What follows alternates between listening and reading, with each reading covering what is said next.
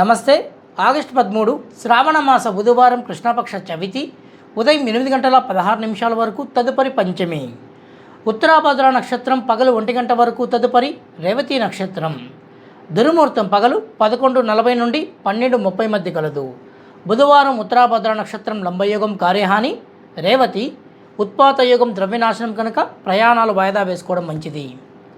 శ్రీమద్దేవి భాగవతంలో శ్రీమన్నారాయణుడు నారదుడిని శిష్యుడిగా చేసుకుని మనకు అందించిన 2 అపూర్వ స్తోత్రాలు గాయత్రి హృదయం, గాయత్రి కవచం. గాయత్రి హృదయం అనే దివ్య స్తోత్రం గాయత్రీదేవి యొక్క హృదయాన్ని మన వైపుకు తిప్పే స్తోత్రం.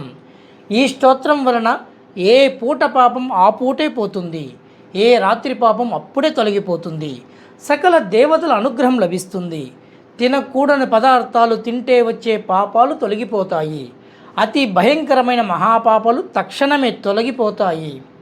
గాయత్రి కవచ పారాయణం వలన 1000 గోవులు దానం చేయడం వల్ల వచ్చే మహాఫలితం వస్తుంది. ఏ కష్టాలు ఉండవు.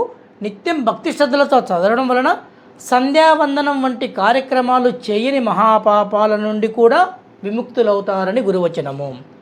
మీనరాశి వారు గోపూజ చేసి గోవుకు ఆహారం సమర్పించిన, శనిగ్రహము చేత ఇబ్బందులు పడుతున్నా లేదా పనులలో జాప్యం జరుగుతున్నా తప్పకుండా విముక్తి పొందుతారు.